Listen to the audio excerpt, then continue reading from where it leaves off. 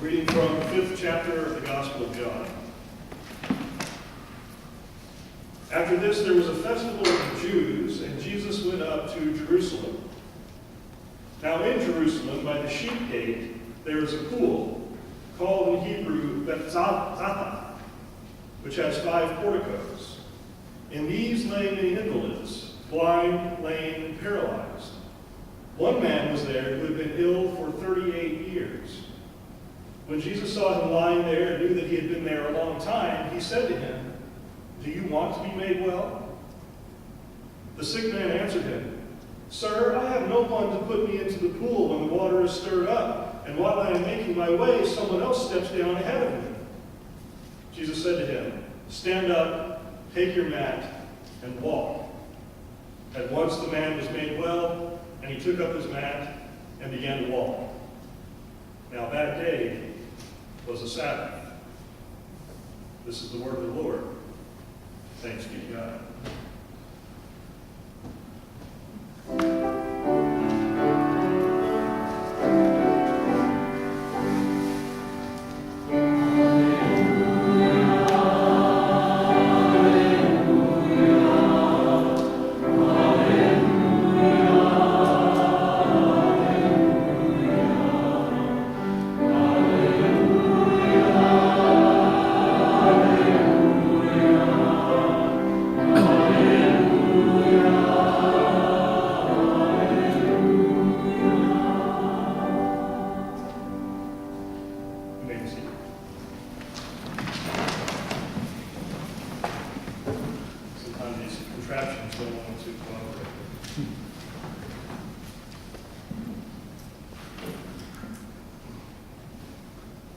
When Jesus heals the lame man at a pool in Jerusalem in John chapter 5, it raises a number of thorny questions. The passage makes reference to a superstition about an angel who would occasionally stir or trouble the waters of the pool. So I guess it's appropriate that we should be troubled by the story itself and its implications. On the surface, it's a simple enough story, but we should know by now that nothing John writes is simple. It's multi-layered, symbolic, and confusing, not only to us readers, but also to many of the participants in the narrative themselves. We will get to some of the symbolism and complexity of this story momentarily, but first, let us take it at face value. Jesus is in Jerusalem for one of the festivals. John doesn't tell us which one. And he walks past a pool near one of the city gates. The pool is called Bethzatha, or in a more familiar way, Bethesda, which means house of mercy. In the 5 porticos that surround the pool lie a host of disabled people seeking shelter from the weather and alms from the passersby. Many of them are also there seeking healing because of the legend of the angel. A verse that is either bracketed or omitted altogether in most modern translations of the Bible. You notice it wasn't in the one I just read. It's omitted because of its doubtful authenticity. It tells us of an angel who would from time to time trouble the water of the pool.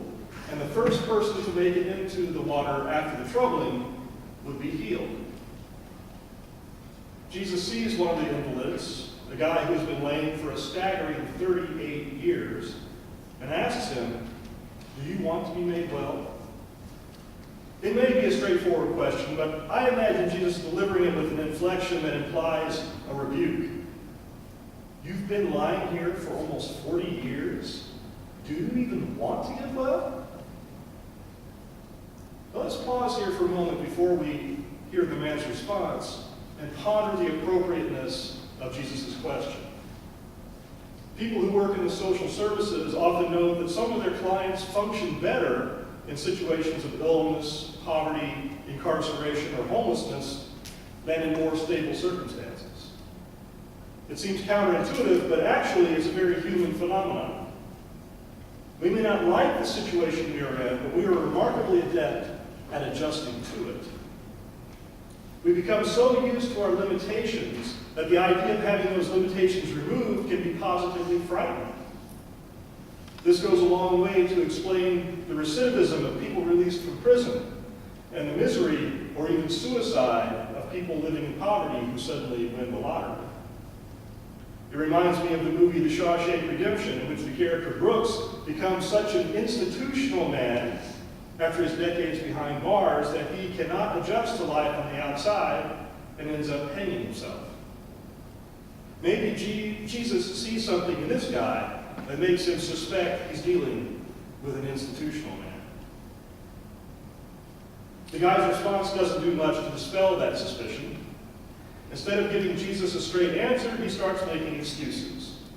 "Sir," he says in what I imagine as a put-upon, whiny tone, "I have no one to put me into the pool when the water is stirred up. And while I am making my way, someone else steps down in front of me.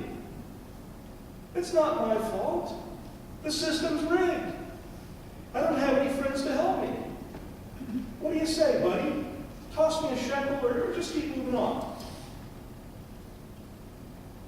But Jesus cuts through all the man's justifications and complaints and says simply, "Stand up, take your mat, and walk." John tells us that the man is immediately made well, and he does as Jesus tells him. He picks up his mat and starts walking. With that, and a brief comment that all this happens on the Sabbath day, our reading ends. But that's not a very satisfying ending, so let's read ahead a few verses to see what happens next. It's no accident that Jesus performs his healing on the Sabbath, and it's no surprise that it stirs up trouble. Some people that John refers to only as the Jews stop the guy, tell him he is breaking the Sabbath by carrying his mat. It's unclear whether these are members of the religious leadership carrying out their official duties or simply regular citizens acting as vigilante Torah enforcers. But they certainly act as if catching and punishing Sabbath breakers is part of their job description. They interrogate the man about the healing, but he cannot identify Jesus. He merely deflects the blame by saying, "The man who made me well said to me, 'Take up your mat and walk.'" He's whining again. "I'm only doing what I was told." A little later, Jesus finds him in the temple and warns him not to sin anymore so that nothing worse happens to you. After this encounter, the man goes back to his interrogators and tells them it was Jesus who healed him, and thus begins the persecution that will continue throughout John's narrative, culminating in Jesus' arrest and crucifixion. Let's go back to the verses that make up our reading for today. In particular, I want to focus on those parts of the story that have the greatest potential to trouble our waters here in Columbus, Ohio, on May 1st, 2016. I find them troubling anyway. Perhaps you will too. First, there's the nature of the so-called miracle cure the invalids at Bethesda are waiting for. We probably shouldn't take it too seriously, as it contains magical elements and has the aroma of folklore or even legend. But folklore like this can have a powerful influence, especially when people feel that all reasonable remedies have failed them. We don't need to take it seriously ourselves, but we need to take seriously that they take it seriously. I'll give you a minute to work that out. The legend holds that from time to time, an angel will come and trouble the waters of the pool, and whoever gets in next is healed. The text says it is an angel of the Lord, but could God really have devised such a system?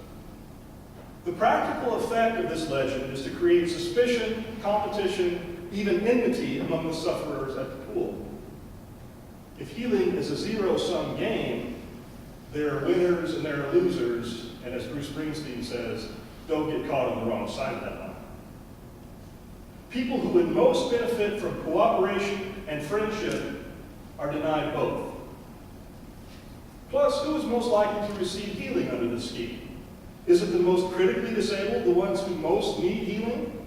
Or rather those who are relatively well off, who have enough mobility and wherewithal to get to the pool first? And does this sound to anyone else like our own healthcare system in this country? Or how about the question of access to healthcare around the world? Most of us in the wealthy global north have scores of providers to choose from. The people dying of AIDS and malaria and dysentery in the developing world often have none. As the song says, I don't believe it when they tell me there ain't no cure. The rich stay healthy, and the sick stay poor. But even if we get beyond the legend of the angel troubling the waters and focus just on the interaction between Jesus and this lame man, isn't there something troubling about the arbitrariness of the healing? John says there are many invalids present, but Jesus only heals one of them. What about the others? When will they get their turn at healing? Then to add insult to injury, as it were, the person Jesus chooses may be the one person in all the healing stories in the Gospels who least deserves to be healed. He has lain there for 38 years, ostensibly waiting for his turn in the miracle jacuzzi, but how long has it been since he really stopped hoping? Since he became an institutional man who would rather remain disabled than to face the frightful challenge of entering mainstream life again. When Jesus asks him if he wants to be healed, he doesn't give a straight answer, but starts in with his excuses why he has never made it into the pool. It sounds pretty defensive, in my opinion, as if he's trying to justify his institutionalization to himself. When he does receive healing, he shows no gratitude and even helps out the authorities by putting the finger on Jesus. In some healing stories, Jesus tells the person, your faith has made you well. So what is it that makes this ungrateful, unfaithful slob well? And what do we tell the person who does have faith, who does seek to love and serve God with all her being, who has so much to offer the world, but who doesn't get well? I know somebody like that. What is fair about that? There comes a time when all the theological gymnastics that we use to explain or excuse God's inaction don't work anymore. When all the platitudes about how we can learn through our suffering, about how patience is a virtue, about God shutting doors and opening windows, and all that kind of BS falls flat. My wife loves God. She loved her career, working to mobilize churches to end hunger. She loves being part of the church, the people of God. But for the last 9.5 years, she has been sick with an invisible, incurable, chronic illness that has taken away so much she loves and once hoped for. She can't even worship at the church where her husband is the pastor. Why does this church get healed and Sarah is still sick? What is just or right or fair about that? These are the conclusions I come to and the questions that come to me when I take this story at face value. But as I said before, in John's Gospel, the surface meaning is never the only meaning. Symbols and metaphors abound. Even to begin to understand what's really going on, we have to dig below the surface. And when we do that, we find a few interesting points. First, Jesus does not need to heal this guy on the Sabbath. With a person who's been ill for nearly 40 years, what would the harm be of waiting until sundown? Jesus is being deliberately provocative. Second, the Sabbath is not just the Sabbath. Rather, it's a stand-in for the entire system of law and custom that derives from but considerably embellishes the Torah. Third, the lame man is not just a lame man. He represents Israel, who wandered in the wilderness for something like 38 years. And by healing him on the Sabbath, Jesus renders a judgment on the oppressive system of laws that has kept Israel bound and crippled and symbolically frees the people from their bondage. Fourth, this story plays out a theme that we find in the prologue to John's Gospel. In chapter 1, John says that Jesus came to what was his own, and his own did not receive him. The ungrateful lame man serves as a metaphor for the ungrateful people of Israel, who in their love of darkness reject and kill the light of the world.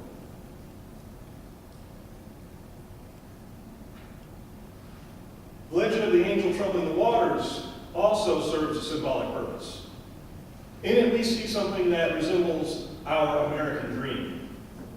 The idea that anyone can get ahead with hard work and determination is deeply ingrained in our national mythology. But it is just as illusory and unfair as the story of the angel. The lame man and his fellow invalids are victims of the collision between the notion that everyone has an equal opportunity to get into the water with the reality that not everyone has equal access. The relatively stronger ones have a leg up, so to speak, while the ones most in need of healing get bypassed again and again. Jesus subverts all this by choosing not to play the game at all. He could have waited with the man until the angel troubled the waters and then helped him into the pool. But instead, he tells him to take up his mat and walk on the Sabbath. He demonstrates in doing so that true healing, true wholeness, can only be found outside the rigged system designed to keep these people permanently behind the eight ball. That word wholeness hints at another way to interpret this story. Social scientists and anthropologists make a distinction between disease and illness, between curing and healing. A disease affects biological processes and has physical symptoms. We seek cures for disease, and for some diseases, as we know, there is no cure. Illness, on the other hand, is a cultural construct that has to do with the psychosocial effects of disease and the meanings we assign to it. One of the effects of illness, especially in the time of Jesus, is the exclusion from the wider community of those who suffer from disease. Fear of contagion or ceremonial pollution or evil spirits or loss of family honor often results in the ostracism or outright shunning of sick people. They end up in leper colonies, or living among the tombs, or lying around the pool of Bethesda. Separated from the families and communities that have formed them and given them meaning, they are no longer whole. Imagine the deep isolation of someone who has been excluded, isolated for 40 years, and who still has no one to help him into the pool. This man desperately needs wholeness. That's why so many of Jesus' healings involve the reintegration of the healed person. He restores a sick child to her parents, sends a healed demoniac home to proclaim God's goodness, or invites the healed person to join his community of disciples. He brings wholeness and new meaning to those whose lives have been shattered by their illness. The tragedy of the lame man at Bethesda is that he doesn't seem to experience this reintegration. No one is there to celebrate his restoration and welcome him back into the community. Perhaps he has grown so used to isolation and the bitterness that comes with it that he actively resists the wholeness Jesus wants to bring him. When we look at it this way, we can begin to discern the good news in this story. Not everyone will be cured. People get sick, people die, stuff happens. But everyone has the opportunity to experience healing, wholeness. And I believe Sarah has experienced this kind of healing. She has a family that loves her, a supportive network of friends, activities and practices that give her life meaning, and the #1 best good doggy in the entire universe. She is still sick, and we still long for a cure, but in many different ways, Sarah is whole. The even better news this story offers us is that we can be healers as well. We may not be able to make a lame man walk, or make a blind person see. We may not be able to cure, but we can be a community of caring and support that invites people out of the coldness of isolation into the warmth of fellowship and meeting. That's what it means to be welcoming and affirming, after all.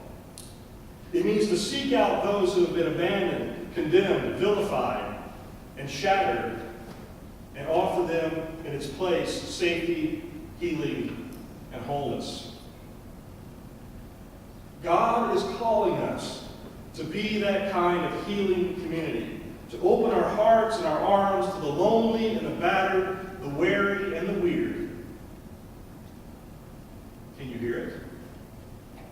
God is stirring us up to become a true Bethesda, a house of mercy. Can you feel it? The Spirit is moving. Do you perceive it?